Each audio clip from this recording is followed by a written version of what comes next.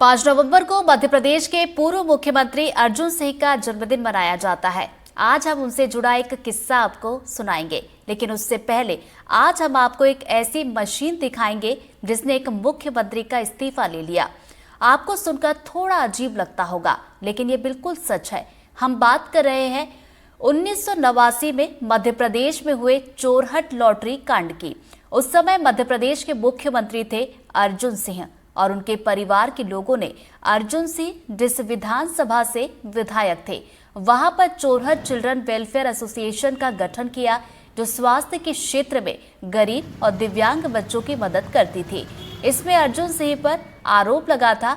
उनके परिवार के लोगों ने इसका राजनीतिक फायदा उठाया। कई लोगों से चंदा लिया, जिसमें यूनियन कार्बाइड का भी नाम शामिल था। इस मामले को भारतीय जनता पार्टी के उस समय के दिग्गज नेता कैलाश जोशी हाई कोर्ट में ले गए, जिसकी वजह से अर्जुन सिंह को मुख्यमंत्री पद से इस्तीफा देना पड़ा।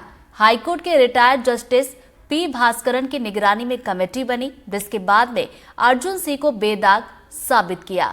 एक मुख्यमंत्री का इस्तीफा जिस मशीन की वजह से हुआ, वो मशीन रीवा के वेंकट भवन के एक हिस्से में रखी हुई है। मशीन आज भी पूरी तरह से ठीक नजर आती है। रंग रोगन के अभाव में बेरंग जरूर नजर आ रही है, लेकिन इसके पुर्जे काम करते हैं। इसी मशीन में खरीदी गई लॉटरी को डाला जाता है, फिर इसको घुमाया जाता है। उसमें जो भी नंबर निकलता था उसको इनाम दिया जाता था। रीवा से हमारे संवाददाता जावेद अंसारी की एक खास रिपोर्ट देखिए। आज 5 नवंबर है।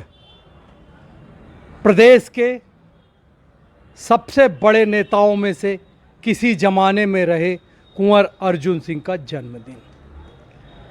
एक वाकया उनके जीवन में ऐसा घटा था जिसकी वजह से उनको इस्तीफा देना था। आज बात इसको लेकर, बात 1989 की है। अर्जुन सिंह के परिवार ने रीवा के पास चोरहट में, जहां से वो विधायक थे, वहां पर चोरहट वेलफेयर एसोसिएशन का गठन किया, जो विकलांग और कमज़ोर बच्चों के लिए काम करती थी। कहा गया उस समय यूनियन कार्बाइड ने भी उसको चंदा दिया था। उस ज़माने में कैलाश जोशी, जो भारतीय जनता पार्टी के वरिष्ठ नेता थे, इस मामले को हाई कोर्ट में ले गए, जिसकी वजह से अर्जुन सिंह को इस्तीफा देना पड़ा। रिटायर्ड जज की निगरानी में एक समिति बनाई गई, जिसने जांच में अर्जुन सिंह को निर्दोष पाया था।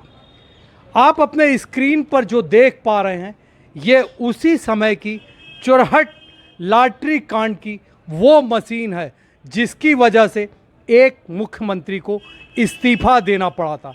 ये इतिहास में शायद पहला वाकया होगा। मैं आपको दिखाता हूँ वो मशीन कैसे काम करती थी।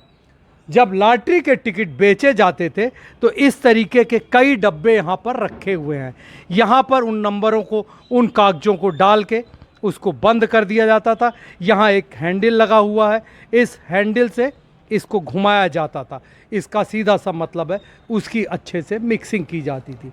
उसके बाद नंबर निकलता था, इकाई, दहाई, सैकड़ा, हज़ार, 10,000, लाख, 10 लाख जैसे भारी भरकम रकम को दिया जाता था। ये नंबर 1 से 9 तक यहाँ पर दिखाई दे रहे हैं। साथ ही ABCD जो लॉटरी के नंबर होते थे, वो इन्हीं में से पूरी तरीके से जो नंबर आते थे उसी से उनको इनाम मिलता था। ये अपने आप में बेहद रोचक बात थी। ये वो मशीन है।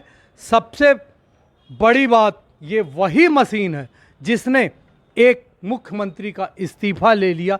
हालांकि वो बाद में निर्दोष साबित हुए। इतिहास के पन्नों में ये चोरहट लॉटरी कांड के नाम से ये मामला दर्ज है। NDTV के लिए मैं जावेद अंसारी।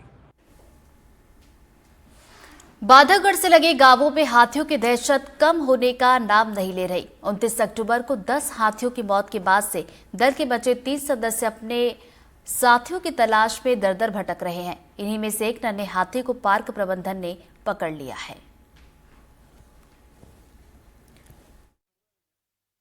पिछले 2-3 दिनों से हमारे चंदिया क्षेत्र में लगातार चाहे देवरा हो, चाहे बरही हो, चाहे बांका हो, चाहे सिमरारी हो, चारों तरफ हाथी की मूवमेंट देखी गई है।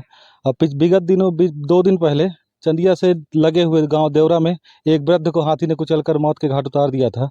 उसके बाद वही हाथी जा कर के बरही में एक 35 वर्ष के कोल समाज के एक आदमी को कुचल के उसको भी मौत के घाट उतार दिया था। और अभी जो हाथी की मूवमेंट है वो जोगिया में देखी गई है। जोगिया में जो डैम बना हुआ है, डैम के उस तरफ हाथी दिख रहा है लगातार, जिस यहाँ लोगों का भीड़ लगी हुई है और क्षेत्र में भय का माहौल है। यहाँ का किसान परेशान है, खेतों में नहीं जा सकता और बहुत सारी दुविधाएं हैं किसानों के मन में कि कहीं कोई दुर्घटना ना हो जाए, भय का माहौल है।